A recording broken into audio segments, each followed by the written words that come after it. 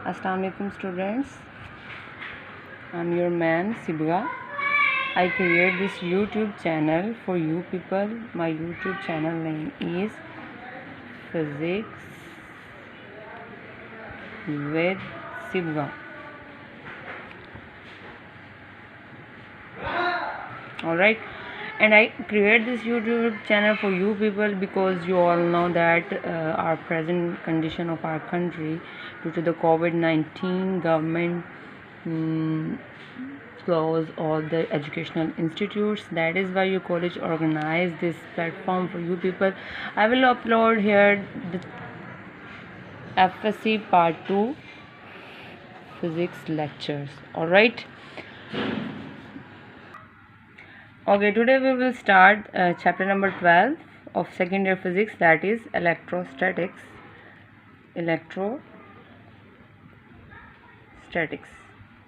तो पहले तो हम ये जानेंगे कि इलेक्ट्रोस्टैटिक्स होता क्या है। इलेक्ट्रो नेम से, जैसे आप देख रहे हो कि नेम से जाहिर है the term electro, it means it is related to the electricity and electricity is related to the charges may be at rest or may be in motion, but the static mean still, sakin, ruka hua. It means in this chapter we will study about the charges at rest. All right, we will study about charges at rest. So what is electrostatics? Electrostatics is the branch of physics in which we study about the charges at rest. All right, now what is charge? Charge क्या है? आप सबको पता है कि जो atom है it is made up of particles, nucleus, and inside the nucleus there is a proton, neutron, and there is an electron that is revolving around the nucleus. Electron contains negative charge and proton contain positive charge. Alright, it means charge is basically the intrinsic property of the particle. Alright, we can create charge through many ways. Charge can be created by rubbing. Rubbing से हम charge create कर सकते हैं, ये आप लोगों ने matric में भी पढ़ा है ना, ठीक है, इलेक्ट्रोस्टैटिक्स वाले चैप्टर में। रबिंग से हम जो है वो चार्ज क्रिएट कर सकते हैं किसी भी बॉडी पे। चार्ज क्रिएट कर सकते हैं हम इंडक्शन से, called electrostatic induction, and conduction. ये सारे जो है ना ये आपके MD कैट वगैरह के जो टेस्ट होते हैं आपके, उनके लिए ये इंपॉर्टेंट है MCQ के लिहाज से कि चार्ज जो है वो क्रिएट कैसे किया जा सकता है। रबिंग से, फ्रिक्शन से क्रिएट कर सकते हैं। रबिंग को हम एक और नाम भी दे सकते हैं, फ्रिक्शन। ऑलराइट, चलें जी, अब हम आते हैं अपने टॉपिक की तरफ। आज का हमारा टॉपिक क्या है? That is Coulomb's law. The topic is Coulomb's law. Okay, Coulomb's law पे जाने से पहले हम थोड़ी सी जो है वो बैकग्राउंड देखते हैं चार्जेस का। आप लोगों को सबको पता ही है कि जो चार्जेस हैं वो दो तरह के होते हैं, जैसे मैंने अभी पहले भी बताया है। एक प्रोटॉन जिस पे पॉजिटिव चार्ज होता है और एक इलेक्ट्रॉन जिस पे नेगेटिव चार्ज होता है। चार्जेस की कुछ प्रॉपर्टीज़ होती हैं, कैरेक्टरिस्टिक, जिन्हें हम कह सकते हैं कि लाइक चार्जेस जो होते हैं वो एक दूसरे को क्या करते हैं, लाइक चार्जेस जो हैं वो, लाइक चार्ज क्या करता है, रिपेल करता है, और अनलाइक चार्ज जो हैं वो क्या करते हैं, अट्रैक्ट ईच अदर। ऑलराइट, अब ये आप समझते हैं ना, लाइक और अनलाइक मतलब, लाइक मतलब पॉजिटिव पॉजिटिव को क्या करेगा, रिपेल करेगा, नेगेटिव नेगेटिव को रिपेल करेगा, बट अनलाइक मतलब पॉजिटिव और नेगेटिव एक दूसरे को क्या करेंगे, अट्रैक्ट करेंगे। ठीक है, ये कैरेक्टरिस्टिक है, चार्ज की प्रॉपर्टी है, ये पता होना चाहिए हमें कूलम्स लॉ पे जाने से पहले। अब कूलम्स लॉ क्या था? कूलम्स लॉ जो है वो एक फ्रेंच फिजिसिस्ट था, चार्ल्स कूलम। उसने 1784 में ये लॉ दिया था, that is Coulomb's law. According to this law, ये लॉ था क्या कि दो चार्जेस हैं, अगर हमारे पास दो पॉइंट चार्जेस हैं हमारे पास, पॉसिबल है वो दोनों लाइक हों, पॉसिबल है वो दोनों जो हैं वो अनलाइक हों, डिपेंड करता है। दो पॉइंट चार्ज हैं, मैंने ले लिए दोनों अनलाइक चार्जेस, एक पॉजिटिव ले लिया एक negative.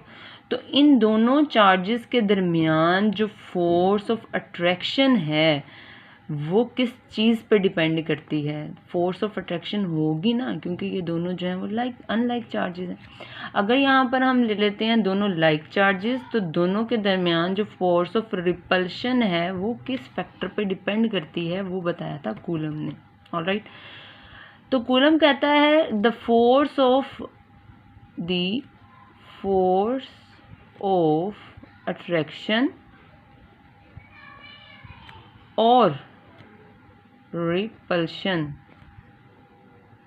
between two point charges is directly proportional to the product of magnitude of charge and inversely proportional to the square of the distance between the centers। ठीक है, मतलब ये कि इन दोनों जो चार्जेस हैं इस टाइम इन दोनों के दरमियान जो फोर्स है वो कौन सी है, that is the attractive force. तो फोर्स ऑफ अट्रैक्शन जो है वो इन दोनों के दरमियान वो किस पे डिपेंड करती है, वो डायरेक्टली प्रोपोर्शनल है। अगर मैं ये सपोज कर लूँ कि ये वाला जो चार्ज है दैट इज़ Q1 और ये वाला जो चार्ज है दैट इज़ Q2, तो फिर जो फोर्स है इन दोनों के दरमियान वो किस पे डिपेंड कर रही है, product of the magnitude of the charges Q1 and Q2। और दूसरी बात उसने क्या की है, and inversely proportional to the square of the distance between their centres, मतलब इन दोनों चार्जेस के दरमियान जो डिस्टेंस है दैट इज़ लेट्स सपोज हम कह देते हैं R है, तो उसके इन्वर्सली प्रोपोर्शनल, स्क्वायर के इन्वर्सली प्रोपोर्शनल। ठीक है, अगर हम इन इक्वेशंस को इक्वेशन 1 और इक्वेशन 2 को combine using equation 1 and equation 2, हमने जो है वो ये इक्वेशन को कंबाइन कर लिया। ठीक है, एज वी नो दैट जैसे ही हम प्रोपोर्शनैलिटी का साइन रिमूव करते हैं तो वहाँ पर एक कांस्टेंट आता है दैट इज़ प्रोपोर्शनैलिटी कांस्टेंट, वो की है। इस केस में ये जो प्रोपोर्शनैलिटी कांस्टेंट है ना, इसका नाम है, तो हम बात कर रहे थे कि इस के इज़ द प्रोपोर्शनैलिटी कांस्टेंट। तो इस केस में कूलम्स लॉ के केस में इस के को हम कहते हैं कूलम्स कांस्टेंट या इलेक्ट्रोस्टैटिक कांस्टेंट का नाम इसको देते हैं। के की जो वैल्यू है वो डिपेंड किस चीज़ पे करती है, ये डिपेंड करती है जी चार्जेस जो हैं उन दोनों के दरमियान मीडियम क्या है। ठीक है, अगर तो इन दो चार्जेस के दरमियान मीडियम जो है वो फ्री स्पेस है, तो उस केस में जो के की वैल्यू है वो क्या होती है, के की वैल्यू होती है 1/4 पाई एप्सिलॉन नोट। ठीक है, बच्चों को ये वर्ड पढ़ना नहीं आता होता, the word is epsilon note. Epsilon note जो है इसको हम कहते हैं परमिटिविटी ऑफ फ्री स्पेस। अब परमिटिविटी ऑफ फ्री स्पेस है क्या चीज़, मतलब आपने इस चीज़ को इस तरह से याद रखना है कि जो आपकी फ्री स्पेस है वो इलेक्ट्रिक लाइंस ऑफ फोर्सेस को कितनी परमिशन देती है पास आउट करने की। बात समझ आई, मतलब परमिटिविटी से परमिशन, यानी इलेक्ट्रिक लाइंस ऑफ फोर्सेस को फ्री स्पेस कितनी परमिशन देती है कि कितनी इलेक्ट्रिक लाइंस ऑफ फोर्सेस जो है वो पास आउट कर सकें फ्री स्पेस से। ठीक है, तो परमिटिविटी ऑफ फ्री स्पेस की वैल्यू जो है वो क्या है, इन case of free space 8.85 multiply by 10⁻⁻12 coulomb square पर न्यूटन पर मीटर स्क्वायर। तो अगर हम ये वैल्यू जो है वो इस के में पुट कर दें, ये वाली इसकी वैल्यू के की, तो K is equal to 1/4 pi epsilon naught की जगह उसकी वैल्यू पुट करेंगे तो आप इसको कैलकुलेट करके देखें 9 मल्टीप्लाई बाई 10⁻9 जो है वो के की वैल्यू है, न्यूटन मीटर स्क्वायर पर कूलम स्क्वायर इसके यूनिट्स हैं।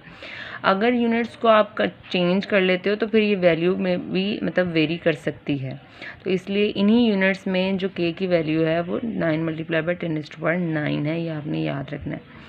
कूलम्स फोर्स जो हमने पीछे निकाली थी that is F is equal to K Q1 Q2 over R square. यहाँ पर अगर हम के की वैल्यू को पुट करें that is 1/4 pi epsilon naught Q1, ये वाली। ठीक है, तो फिर हमारे पास कूलम्स फोर्स आ जाएगी F is equal to 1/4 pi epsilon naught Q1 Q2 over R square. अब हम देखेंगे कि जो कूलम्स लॉ है उसकी वेक्टर फॉर्म क्या है, यानी हमें पता है ना कि कूलम्स फोर्स जो है वो बेसिकली क्या है, coulomb force is a vector quantity, तो हम इसका वेक्टोरिकल यानी इसका एनालिसिस करेंगे, वेक्टर फॉर्म देखेंगे इसकी। कूलम्स फोर्स आपने ये याद रखना है, it is a mutual force, ठीक है। अब ये बड़ा एक डीप वर्ड है, that is the mutual force. Mutual force, अब ये म्यूचुअल फोर्स का क्या मतलब है, मतलब ये कि अगर हमारे पास दो चार्जेस हैं, मैंने कंसीडर किया Q1 और Q2, दो चार्ज हैं हमारे पास, ठीक है। अगर ये चार्ज है जी आपको पता है चार्ज का जो यूनिट है वो है कूलम, ठीक है, unit of charge is coulomb.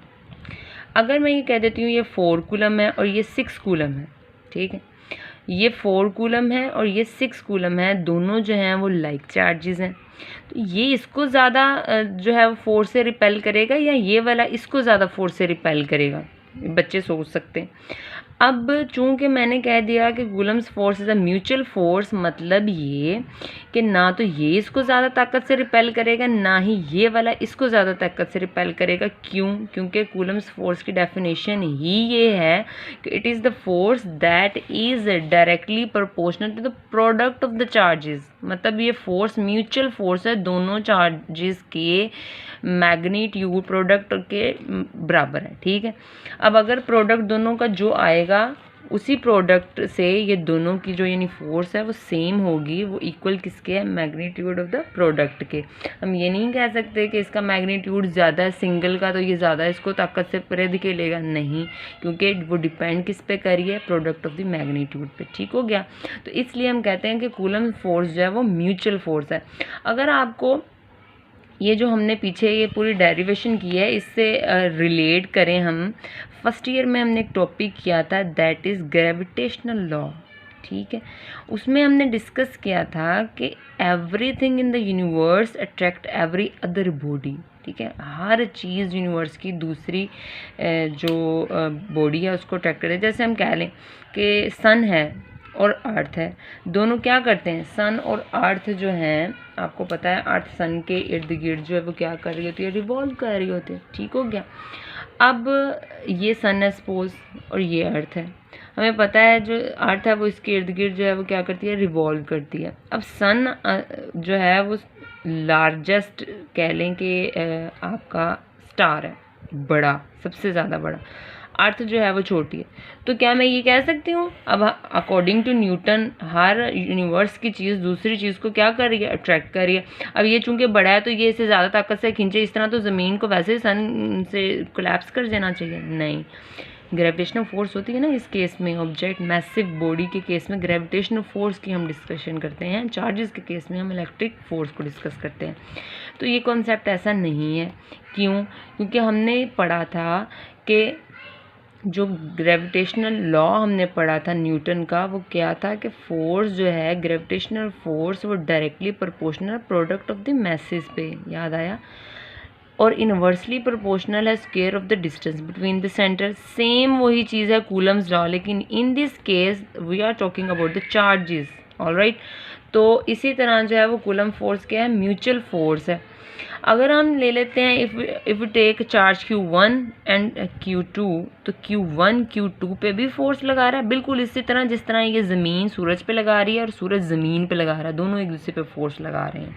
इसी तरह Q1 अट्रैक्ट कर रहा है Q2 को भी और Q2 अट्रैक्ट करेगा Q1 को भी, और अगर रिपल्शन है तो Q1 रिपेल करेगा Q2 को भी और Q2 रिपेल करेगा Q1 को भी, दोनों रिपेल करेंगे एक दूसरे को, बट दोनों जो हैं वो सेम मैग्नीट्यूड की फोर्स से रिपेल करेंगे, लेकिन मैग्नीट्यूड सेम है, डायरेक्शन इसके रिवर्स होगी। तो क्या कोई ऐसी चीज़ जिसमें हमने पढ़ा हो मैग्नीट्यूड सेम है बट ऑपोजिट इन डायरेक्शन है, that is the Newton third law of motion. It means कि अब आगे चल के हम देखेंगे कि कूलम्स लॉ का Newton third law of motion से भी कोई ताल्लुक है।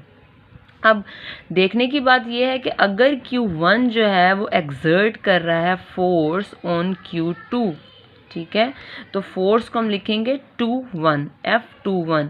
If the charge Q1 is exerting force on the Q2 then we will write F21, ठीक है, वेक्टर फॉर्म ऊपर लगाएंगे। इसी तरह यहाँ पर यानी Q1 से Q2 तक का जो आपका यूनिट वेक्टर है जो कि डायरेक्शन को शो कर रहा है Q1 से Q2 की डायरेक्शन को, this one is the unit vector. हमने पढ़ा था ना यूनिट वेक्टर के ऊपर हैट लगाते हैं, ठीक है। तो ये यूनिट वेक्टर शो कर रहा है चार्ज जो है फोर्स लगा रहा है Q1 Q2 पे, दैट इज R21। ऑलराइट, इसी तरह जिस तरह Q1 Q2 पे फोर्स लगाता है, Q2 भी Q1 पे फोर्स लगाता है, और उस फोर्स को हम लिखेंगे F12 और उस यूनिट वेक्टर को लिखेंगे R12 with hat sign. Alright, अच्छा जी, अब चूंकि हमें पता है कि फोर्स जो है वो एक वेक्टर क्वांटिटी है, तो वेक्टर को हम दो चीज़ों से रिप्रेजेंट करते हैं, एक उसका मैग्नीट्यूड, दूसरा उसका यूनिट वेक्टर, ठीक है। तो मैग्नीट्यूड जो है वो क्या है जी, F21 के केस में 1/4 pi epsilon not Q1 Q2 over R square, और साथ में उसका मैग्नीट्यूड, जिस तरह ये फोर्स का मैग्नीट्यूड है, और इन दिस केस जो है वो R21 यूनिट वेक्टर को शो कर रहा है। इसी तरह जब जो चार्ज है वो Q1 पे फोर्स लगाता है तो उसे हम F12 लिखते हैं, 1/4 pi epsilon not Q1 Q2 R2, और ये उसका यूनिट वेक्टर आ जाएगा। Both forces are equal in magnitude but opposite in direction, so we will write it as F21 is equals to minus F12। alright, तो हम इस तरह ये कह सकते हैं Coulomb's law is in accordance with the Newton third law of motion, क्योंकि Newton third law of motion भी यही है कि every action has a reaction equal in magnitude but opposite in direction। alright, अब हमने जी डिस्कस करना है कि अगर दो चार्जेस थे हमारे पास, दीज टू चार्जेस, अगर इन दोनों चार्जेस के दरमियान में कोई हम डाइलेक्ट्रिक रख दें। डाइलेक्ट्रिक क्या होता है? डाइलेक्ट्रिक कोई ऐसा मीडियम है जो एज एन इंसुलेटर वर्क करे। इंसुलेटर का समझते हैं आप लोग? इंसुलेटर मींस कि कोई ऐसी चीज़ हमने रखनी है जो यहाँ पर, जो आपको पता है चार्ज के इर्द गिर्द इलेक्ट्रिक फील्ड लाइंस होती हैं। जब आप इंसुलेटर रखेंगे इट मींस कि आपने कोई ऐसी चीज़ रख दी है जो कंडक्शन नहीं होने देगी, मतलब इलेक्ट्रिक फील्ड लाइंस को रोकेगी। तो dielectric is a medium which is used as an insulator, ठीक है। We insert a dielectric between the 2 point charges, it will reduce electrostatic force by a factor epsilon R, यानी epsilon R times जो है वो electrostatic force जो है reduce हो जाती है अगर हम दो पॉइंट चार्जेस के दरमियान जो है वो डाइलेक्ट्रिक रखें। अब एक क्वेश्चन माइंड में आएगा आप लोगों के कि ये पॉइंट चार्ज हर जगह पे क्यों है? तो पॉइंट चार्ज क्या होता है? पॉइंट चार्ज बेसिकली जब हम लिमिटेशंस करेंगे ना कूलम्स लॉ की, तो फिर मैं आपको बताऊंगी लिमिटेशन में कि पॉइंट चार्ज क्या होता है। अच्छा जी, epsilon r is the relative permittivity, और इसकी वैल्यू जो है वो डिपेंड करती है डाइलेक्ट्रिक पे। वो डाइलेक्ट्रिक जो हमने दो चार्जेस के दरमियान रखा है, its value depend upon the nature of the dielectric. Okay, then the Coulomb's force will be, Coulomb's force किस तरह से हो जाएगी? अगर हमने ये कूलम्स फोर्स उस केस में है जब हमने डाइलेक्ट्रिक रख दिया है दो चार्जेस के दरमियान, तो फिर जो कूलम्स फोर्स है वो एप्सिलॉन आर टाइम जो है वो रिड्यूस करेगी, तो उसको हम इस तरह से लिखेंगे, ठीक है। अगर आपने परमिटिविटी जो है वो उसकी वैल्यू यानी एप्सिलॉन आर की वैल्यू जो है वो फाइंड करनी है रिलेटिव परमिटिविटी की, तो कैसे फाइंड कर सकते हैं? इसको इधर ले जाएं तो F divided by F dash. ये जो एफ डैश है वो कूलम्स फोर्स है उस केस में जब आपने दो चार्जेस के दरमियान कोई डाइलेक्ट्रिक रखा है, और ये जो है वो कूलम्स फोर्स उस केस में जब आप दो चार्जेस के दरमियान जो है वो फ्री स्पेस है। ऑलराइट, तो फिर F is equals to 1/4 pi epsilon Q1 Q2 और R स्क्वायर, ये Coulomb's force in case of किस केस में? फ्री स्पेस के केस में है। तो F डैश F की वैल्यू पुट करेंगे ओवर एप्सिलॉन R वैसे ही, यानी ये आपकी वो फोर्स है कूलम्स फोर्स जब आपका दो चार्जेस के दरमियान कोई डाइलेक्ट्रिक मौजूद है।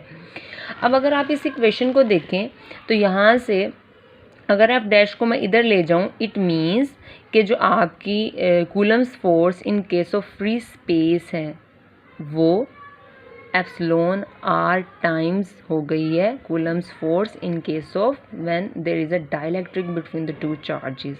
इसका मतलब ये है कि F जो है this one is greater than F dash, क्योंकि हमें पता है जैसे ही डाइलेक्ट्रिक आएगा दो चार्जेस के दरमियान तो वो एज एन इंसुलेटर वर्क करेगा ना, तो इलेक्ट्रोस्टैटिक फोर्स जो है रिड्यूस कर जाएगी। It means F dash is greater than F is greater than F dash. तो ये आपने MCQ के लिए माइंड में रखना है, ठीक है, एंड फॉर MCQ। अब अगर आपको डेफिनेशन आ जाती है रिलेटिव परमिटिविटी की, हम ये डिस्कस कर रहे थे रिलेटिव परमिटिविटी एप्सिलॉन आर क्या है, यहाँ से इसके फॉर्मूले से ही याद रखें, it is the ratio between the electrostatic force between the charges in vacuum to the force when the medium between the charges is dielectric. ठीक है, ये वो फोर्स है जब दो चार्जेस के दरमियान जो है वो फ्री स्पेस है, और ये वो फोर्स है जब दो चार्जेस के दरमियान जो है वो डाइलेक्ट्रिक है। तो इन दोनों की रेशियो जो है वो इक्वल टू किसके आएगी, पर रिलेटिव परमिटिविटी के। अब रिलेटिव परमिटिविटी का कोई यूनिट नहीं होता, why the it has no unit, because it is the ratio between the similar quantities. तो अगर इसका भी न्यूटन हो इसका भी न्यूटन, दोनों एक दूसरे को कैंसिल आउट करेंगे, it means relative permittivity has no unit. अब हम डिस्कस करेंगे लिमिटेशंस जो हैं वो क्या हैं, लिमिटेशंस ऑफ कूलम्स लॉ। तो जी कूलम्स लॉ की लिमिटेशन ये है कि कूलम्स लॉ जो है ना वो आपका एप्लीकेबल है पॉइंट चार्ज पे। Point charge, Coulomb's law is applicable on point charge. Point charge क्या होता है, बात आपने याद रखनी है, अगर दो आपके पास चार्ज हैं, ठीक है, इन दो चार्जेस का, इस चार्ज का जो साइज़ है वो, यानी इसका आप कह लें कि डायमीटर जो है वो छोटा है इन दोनों चार्जेस के डिस्टेंस से, तो जो आपका चार्ज है वो क्या कहलाएगा, पॉइंट चार्ज कहलाएगा। Got it. और इसको हम एक और इसकी जो है वो प्रॉपर्टी है कि जो पॉइंट चार्ज है ना उसकी इलेक्ट्रिक फील्ड जो होती है उसकी इन्फ्लुएंस में अगर कोई दूसरा चार्ज आ जाए तो वो दूसरे चार्ज की इलेक्ट्रिक फील्ड को डिस्टर्ब नहीं करता, यानी पॉइंट चार्ज जो है वो किसी दूसरे चार्ज की इलेक्ट्रिक फील्ड को डिस्टर्ब नहीं करता। So here our topic is completed. तो आपने इसको अच्छे तरीके से प्रिपेयर करना है। अगर आपको कोई कन्फ्यूजन हो तो पूछ लीजिएगा मुझसे। अल्लाह हाफिज़।